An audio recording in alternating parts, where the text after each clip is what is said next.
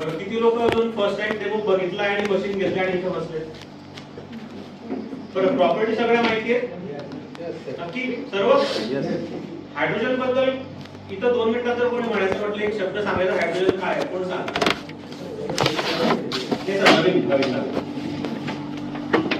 ठीक आहे, आपण एक फार बेसिक गोष्टींना जाऊया. आपण शाळेत शिकलोय आपलं शरीर पेशींनी बनलंय, बरोबर की नाही? पेशी या आपल्या शरीरामध्ये 30 ट्रिलियन पेक्षा जास्त आहे. पेशींचा वृक्ष आहे, त्यांचे अवयव तयार होतात. तर मी नेहमी काय सांगतो की आपल्याला आपल्या पेशी निरोगी ठेवायच्या आणि पेशी निरोगी ठेवण्यासाठी मी जसं बोललो की आपल्या शरीरात साधारण 60 ते 95% पेशी पाण्याने बनलेल्या आहेत. तर पाणी हे फार महत्वाचं आहे. आता हायड्रोजनची गोष्ट करूया. मला एक सांगा, ते मोठे ड्रग असतात ना ज्याला मागे 2-2 टायरच्या पेयर असतात की नाही? त्याचं जर मी एक टायर फोडून दिलं तर ती ट्रक चालणार का? नाही. नक्की आपल्याला टायर परत लावावं लागेल की नाही? तुम्हाला एक लक्षात घ्या, आपल्या पेशींकडे ना तुमच्याकडे मॉलिक्युल्स असतात, ऍटम्स असतात आणि ते मॉलिक्युल म्हणजे काय? मी साध्या भाषेत सांगतो की जर हे टायर पेअर मध्ये नाही चाललं किंवा साधी 4 व्हीलर जसं एक टायर पंक्चर असेल चालत नाही, तसं आपले जे पेशी असतात ना त्यांच्याकडे पेयर्स असतात. आणि आपल्या शरीरामध्ये आपण रोज जे आपल्या शरीरामध्ये आपण रोज जे खातो आहे पितो आहे सगळ्या त्यांना पेशींना आपल्याला पोषण पाहिजे आहे. पण त्याच्यामध्ये एवढे काही केमिकल्स, मी साध्या भाषेत म्हणतो विष, ते पाण्यातनं जाऊ द्या, अन्नातनं जाऊ द्या, भाजीपाल्यातनं जाऊ द्या, हे काय करतात की हे जोर आहेत आपल्या बॉडीमध्ये जाणार, ते आपल्या पेशींमधले काय करतात, सगळे जे मॉलिक्युल्स आहेत ना ते काढून टाकतात. जसं मी म्हटलं ना, एक टायर निघालं तर ते इम्बॅलन्स झालं, चालणार नाही. तर आपल्या शरीराच्या पेशींना रोजच्या रोज बॅलन्स लागतो, डोनर लागतो. हायड्रोजन एक असं म्हणू शकतो मी की हायड्रोजन एक असा मॉलिक्युल आहे जो कोणाबरोबर जाऊन मैत्री करू शकतो शरीराच्या पेशींमध्ये. साध्या भाषेत सांगतोय, कोणत्याही शरीरामध्ये तो हायड्रोजन जाणार आणि जिथं ते टायर त्याला सापडत नाही, जिथं ते इम्बॅलन्स सापडणार तिथं तो जाऊन पेअर करणार आणि ते स्ट्रक्चर रेडी करेल आणि तुमचं शरीर पूर्ववत काम करायला लागेल. पण आजच्या आज एवढे रोजच्या रोज आपल्या शरीरात केमिकल प्रोसेस चालू आहे, डिटॉक्सिफिकेशन नीट होत नाही, त्यामुळे आपल्या शरीरामध्ये ही जी प्रोसेस आहे सेल्स मध्ये इम्बॅलन्स होण्याची ती रोज चालते. तर आपल्या शरीरामध्ये सगळ्यात महत्त्वाचं हायड्रोजन का महत्वाचं आहे त्यामध्ये आणखी एक सांगतो. आपण जर म्हटलं की मॉलिक्युलर स्ट्रक्चर जर म्हटलं, पिरियडिक टेबलला हायड्रोजनची साईज किती आहे? 1 आणि विटॅमिन सी ची 176. ठीक आहे, आपण पीपीटी मध्ये पाहिलं. मी थोडंसं आणखी ब्रेकडाऊन करतो. गृहिणींना जर आयडिया असेल, आपण बघतो ना काही रस कोरडा करतो त्याची पावडर बनवतो. लिंबाचा रस जर कोरडा केला त्याची एकदम फाईन पावडर बनवली टायटम सारखी, त्यातला एक जर कण तुम्हाला काढता आला, मायक्रोस्कोप खाली बघता आला, तर तो किती साईजचा आहे? 176. आणि पण हायड्रोजन काय म्हणतोय, त्याच्यापेक्षा 176 पट छोटा. विचार करा, हा जेव्हा तुमच्या बॉडीमध्ये जाईल तो कुठे कुठे ट्रॅव्हल करणार. हायड्रोजन एक अशी महत्वाची गोष्ट आहे की तुमच्या शरीरामध्ये हायड्रोजन रोजच्या रोज गेला पाहिजे. आता हायड्रोजनचे मल्टिपल बेनिफिट आहे. पहिली गोष्ट भेटणार कुठून, तर केंगेन मशीन ज्या लोकांच्या घरात आहे त्यांनाच भेटणार. मी रिपीट करतोय, ज्यांच्याकडे अजूनही केंगेन मशीन नाही त्यांना हायड्रोजन भेटणार नाही. त्यांच्या घरात हायड्रोजन आलंच पाहिजे, कारण की आयोनायझेशन मध्ये हायड्रोजन तयार होणार आहे आणि तो हायड्रोजन तुम्हाला 20 ते 40 सेकंदच ग्लासमध्ये राहील आणि तेव्हाच तो पिता येणार आहे, तो स्टोअर करता येत नाही. तर पहिली रिक्वेस्ट, मशीन घरात असलं पाहिजे. हायड्रोजन रिच पाणी दिवसातून ऍटलीस्ट 2-3दा तुमच्या बॉडीत गेलं पाहिजे. तुमच्या बॉडीत हायड्रोजन गेल्याने पहिला फायदा काय झाला, तो ब्लड मध्ये एवढा बारीक मॉलिक्युल आहे तो पूर्ण बॉडीमध्ये इझिली ट्रॅव्हल करणार, तुमच्या पेशींना बॅलन्स करणार. आता याचे फायदे काय? सगळ्यात पहिला फायदा, इंग्लिश मध्ये इन्फ्लमेशन शब्द, मला मराठी शब्द कोणी सांगेल का? इन्फ्लमेशन, हा, कोणत्या प्रकारची सूज, दुखापत, समजा आपल्याला स्किनवर काही पिंपल, बॉईल आला म्हणजे एक प्रकारचं काय इन्फ्लमेशन आहे. तर आपल्या शरीरामध्ये तुमची इच्छा होती म्हणून झाले काय इन्फ्लमेशन? नाही. तुमच्या शरीरात ज्या काही चुकीच्या गोष्टी झाल्या आहे, हायड्रोजनची कमी आहे, अँटीऑक्सिडंट्स तुम्हाला भेटत नाही म्हणून ते इन्फ्लमेशन वेगवेगळ्या प्रकारचे झाले. ते इन्फ्लमेशनच सध्यासाठी तुमच्या आजाराचा बेस आहे. जास्त दिवस जर तुम्ही कंट्रोलमध्ये नाही आणले इन्फ्लमेशन, त्याच्यातनंच एक आजार उद्भवतोय तुम्हाला. तर तुमच्या शरीरातलं प्रत्येक इन्फ्लमेशन जर तुम्हाला कमी करायचं असेल तर तुम्हाला हायड्रोजन रिच पाणी गेलंच पाहिजे, अँटीऑक्सिडंट. आता गुड न्यूज आणखी एक सांगतो, आजच्या टायमाला अन्न सगळे खाऊ शकतात, पण सगळं अन्न सगळ्यांना मानवतं का? बरोबर की नाही? जसं अन्नाला पण सकस आहार म्हणतो, औषध म्हटलं आहे, पण आज डायबिटीज आहे तर त्या व्यक्तीला साखरशी रिलेटेड फळं पण खाता येत नाही. बरोबर की नाही? तर पाणी कशी गोष्ट आहे की ज्याला कॅलरी नाहीये, त्याला पिण्याचा काहीच साईड इफेक्ट नाहीये, तुम्हाला तुमच्या या 16 कप ग्रीन टी म्हणू द्या किंवा 1 किलो आपल्या भारतात जांभूळ म्हणू द्या किंवा आपण 5 किलो ब्रोकोली किंवा ऑर्गॅनिक आपण काय म्हणूया फुलगोबी म्हणूया, हे सगळं खाल्ल्यावर जेवढ्या कॅलरी भेटतील आणि जेवढे अँटीऑक्सिडंट भेटतील तुम्हाला 1 ग्लास केंगेन वॉटर मध्ये भेटणार आहे. तर ते पिणं सोपं आहे ना आपल्याला. तर हायड्रोजन तुम्हाला एवढ्यासाठी प्यायचं आहे की आम्ही असं म्हणतो की जर तुम्हाला रोगप्रतिकार शक्ती चांगली पाहिजे असेल तर तुमच्या बॉडीमध्ये हायड्रोजन अँटीऑक्सिडंट गेलेच पाहिजे, कारण की तुम्ही नाही घेतलं तर बॉडी मधून खराब करायला तयार आहे. दुसरं, रोगप्रतिकार शक्ती नंतर दुसरा भाग येतो तुमच्या शरीरामध्ये काय की तुमच्या शरीरामध्ये रोगप्रतिकार शक्तीच्या व्यतिरिक्त इन्फ्लमेशन जे बोलले की ज्या काही दुखापत आहे वेगवेगळ्या त्या कंट्रोलमध्ये आणण्यासाठी तुमच्याकडे हायड्रोजन गेलाच पाहिजे. आणि आजकाल दुखापतींमध्ये मी आणखी मेजर सांगते, लोकांना जॉईंट पेन खूप आहे. तुम्हाला लक्ष नसेल पण ज्यांनी हायड्रोजन पाणी पिलंय त्यांच्या घरामध्ये हे दुखणं आपोआप कंट्रोल कधी आलं लोकांना पत्ता पण लागला नाही. तर हायड्रोजनचे एवढे एन नंबर ऑफ बेनिफिट आहे. तर ही पहिली प्रॉपर्टी तुमच्या बॉडीमध्ये अशी जाईल की हायड्रोजन तुम्ही रोज पिला पाहिजे. आणि तो जर पिला तर तुम्ही एक मूळ तुमच्या शरीरातलं नष्ट केलं की जे शरीर इम्बॅलन्स होतं ते रोज बॅलन्स होणार, 0 कॅलरी मध्ये अँटीऑक्सिडंट भेटणार, तुमच्या शरीरातले विषारी पदार्थ रोज बाहेर निघणार. हे तिसरं कारण की विषारी पदार्थ रोजच्या रोज आपल्या शरीरातून निघालेच पाहिजे आणि ते निघाले तर तुमचं शरीर आणि पेशी पूर्ववत काम करायला सुरू होतील. त्यामुळे हे एक झालं हायड्रोजनचं काम. आणि आता आपण पुढे ऐकणारच आहे आणि ते कारण मी फक्त इथं सोडून जातोय की ज्या व्यक्तीला वाटतं आहे की आपल्या घरात कॅन्सर सारखा आजार नको त्या व्यक्तीच्या घरात हायड्रोजन रिच पाणी असलंच पाहिजे.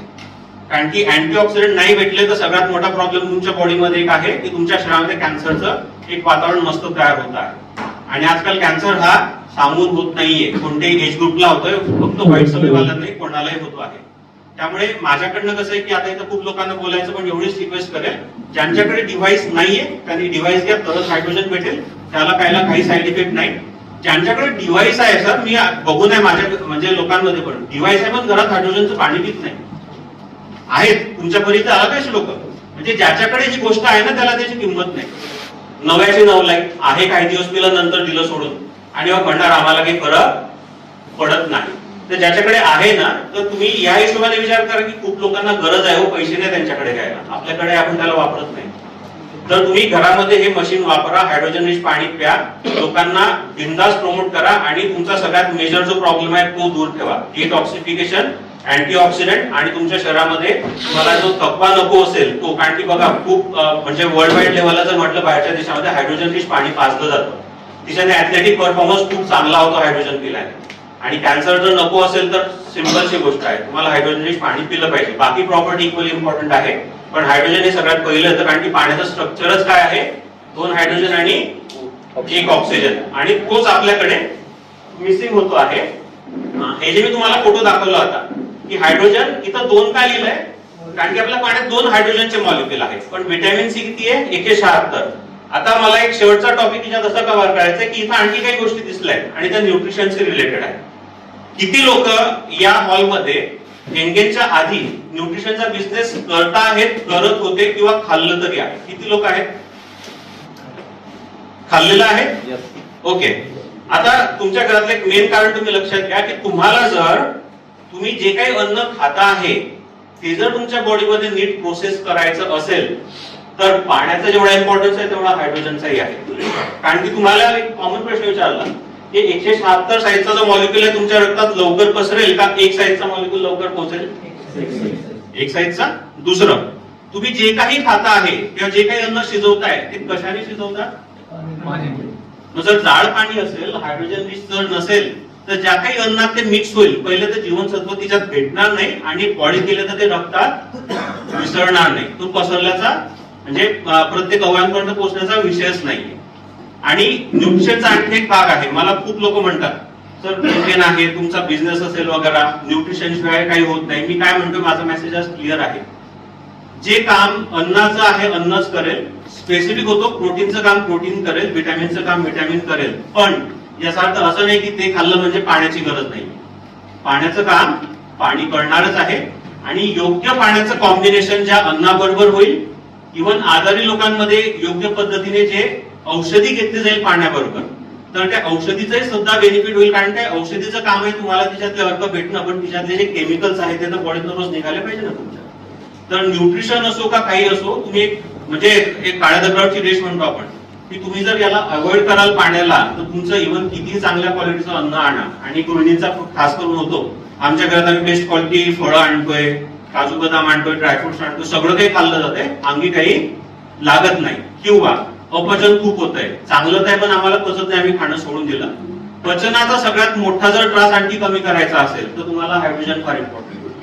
मी शेवटचा पॉईंट का टाकला, पचन आज सगळ्या लोकांचा मेजर प्रॉब्लेम आहे. इनडायजेशन, त्यात ऍसिडिटी असू द्या, अंगाला अन्न न लागणं असू द्या, पोट साफ न होणं असू द्या, काही असू द्या, हायड्रोजन हा फार महत्वाचा आहे. आणि म्हणून हे शेवटचे जे मॉलिक्यूल दाखवले, लोक हे 5,000 आणि 10,000 रुपयाला घेतात. कोएन्झाइम Q10 मला सांगा, घेतलं तुम्ही, 2 लोक आहेत, मी खाल्लं आणि या व्यक्तीने खाल्लं, माझं हायड्रोजन रिच पाण्याबरोबर गेलं, मायक्रो क्लस्टर पाण्याबरोबर, यांचं साध्या पाण्याबरोबर, तर ते तुमच्या बॉडीमध्ये जर ऍब्झॉर्ब होणार नाही, त्याचा घ्यायचा फायदा काय तुम्हाला? त्यामुळे तुम्हाला पाणी एवढं इक्वल इम्पॉर्टंट आहे की तुम्ही अन्न खा, न्यूट्रिशन काही खा. आणि इव्हन कोणी याच्या पुढे सांगतो, आज बिझनेसशी रिलेटेड लोक बसले म्हणून एक पॉईंट सांगतो, असे खूप लोक भेटतील, पाणी आणि न्यूट्रिशन, आमचं न्यूट्रिशन बेस्ट. मी पण म्हणत नाही की न्यूट्रिशन चुकीचं आहे, पण तुम्हाला जर ठाम राहायचं असेल तर तुमच्याकडे एकच लक्ष द्या सर, लोकांना याच्यावर कन्व्हिन्स करा, तुम्ही किती बेस्ट न्यूट्रिशन आणा, मला अनहेल्दी किंवा चुकीच्या पाण्याबरोबर ते बॉडीमध्ये डायजेस्ट करून दाखवा किंवा प्रोसेस करून दाखवा. पॉसिबल नाही. आणि जो पाणी घेतोय चुकीचं आणि अन्न किती चांगलं खाऊ द्या, त्याच्या बॉडीमध्ये सगळ्यात पहिला प्रॉब्लेम. आणि माझा अनुभव आहे 15 वर्षाचा, जे लोक न्यूट्रिशन खातात ना, प्रोटीन वगैरे, त्यांना कॉन्स्टिपेशनचे प्रॉब्लेम गॅरंटेड आहे. कारण का, हेवी आहे, प्रोटीन आहे, सिंथेसाइज झालं पाहिजे.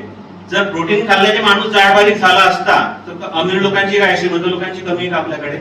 प्रोटीन खा आणि बारीक व्हा. ते बॉडीत गेल्यावर प्रोटीन म्हणा किंवा व्हिटॅमिन्स मिनरल्स हे तुमच्या बॉडीमध्ये प्रोसेस झाले पाहिजे, तुमच्या मसलला त्याचा बेनिफिट झाला पाहिजे. आणि तो बेनिफिट या न्यूट्रिशनचं सगळं ब्रेकडाऊन झाल्यावर होईल आणि त्याचं काम आहे पाण्यात. त्यामुळे सगळं इम्पॉर्टंट आहे, पण तुमचं 70% पाणी जे इम्पॉर्टंट आहे, हायड्रोजन वॉटर, त्याला आपल्याला सोडता येणार नाही. कारण की जेवणाचा वाटा फक्त 30%. आणि हा 30% जेवणाच्या वाट्यामध्ये मी बोललो होतो की हे जे पंचतत्व आहे ना आपले, पृथ्वी, अग्नी, जल, वायू, आकाशातलं 70% जलतत्व आहे, उरलेले 4 तत्व 30%. तिच्यातलं पृथ्वी तत्व जे जेवणाशी रिलेटेड आहे ते आपल्या शरीरात 12%.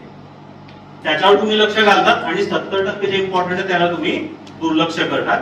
तर 70%ला दुर्लक्ष करून चालणार नाही. आणि तुमच्या बिझनेस रिलेटेड एक फॅक्ट सांगतोय जी तुम्हाला फार आवर्जून प्रमोट करायची आहे. या पृथ्वीवर किती टक्के पाणी सर? 70%. किती टक्के पिण्यालायक आहे? 3%. याच्या पुढचं काढायला कोणा काही बोलायचं आणखी? 1% पिण्यायोग्य आहे, कारण बाकीचे 2% चला, म्हणजे याला आणखी रेक्टिफाय करतो. हे जे 3% पाणी पिण्यालायक आहे ना, याच्यामधलं 2.5% पाणी ग्लेशियर्स, बर्फ, ग्राउंड वॉटर सगळीकडे ट्रॅप आहे, इझिली लोकांना अवेलेबल नाही. पिण्यालायक उरलं किती? फक्त 0.5%, जे तुमच्या शरीरात 70% आहे. याचं महत्व तुम्हाला किती असायला हवं? ग्राउंड वॉटर पण तो भाग पुढचा, आपण तिच्यावर का नाही बोललो, कॅन्सरचा आणखी आहे पुढे, पण तो पुढचा भाग आला की पाण्याचं प्रदूषण आहे, म्हणूनच आपण याच्यामध्ये आहे. तर जो व्यक्ती पाण्याला दुर्लक्ष करेल त्याच्या घरात किती चांगलं अन्न येऊ द्या, तो लाख श्रीमंत असतो. त्यांना सगळ्या गोष्टी फेस करायच्या आहेत. लास्टली एक डिस्क्लेमर सोडणार येतं, कारण की काही लोक अशा गोष्टींना थोडंसं निगेटिव्ह जातात. टेंगेन वॉटर कोणत्याही प्रकारचा आजार बरं करण्यासाठी नाहीये. टेंगेन वॉटर योग्य जीवनशैली, योग्य अन्नाचं कॉम्बिनेशन, हे सगळं तुमच्या बॉडीला एकदम बेस्ट रिझल्ट आणतं. पण सगळे एकमेकांना फार गरजेचे आहे, बरोबर की नाही? आणि गृहिणींसाठी आपण म्हणतो, आता मॅरिजची गोष्ट चालू आहे, तुमच्या लाईफचं गाडं दोघांशिवाय चालणार नाही. एक गाडं बिघडलं की सगळं बिघडतं ना. कसं आहे, अन्न पाणी नाही सुटत. तर त्याच्याकडे थोडंसं दुर्लक्ष करू नका आणि लोकांना योग्य नॉलेज द्या. मी लिटरली सांगतो, डिव्हाइसचा तुम्हाला एवढा आरामात जातात. आणि मी सरांनाही सांगितलं होतं, मी आतापर्यंत 43 डिव्हाइस दिले सर. 43 पैकी फक्त 9 पर्सनली दिले, ज्यांना प्लॅन माहिती. किती? 9. मी तुम्हाला माझा हे ओपन करून दाखवतो. 9. उरलेले 34 डिव्हाइस कुठून आले?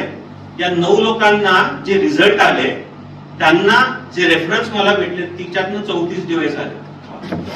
किती? एवढं काम करा, तुमच्याकडे आरामात वाढेल. आणि ती रिझल्ट आला तर मशीन किमतीचं नाहीये, लोकांना रिझल्ट पाहिजे, त्यांना योग्य मार्गदर्शन पाहिजे. सो मला बोलायला चान्स दिला, धन्यवाद. Change your water, change your life.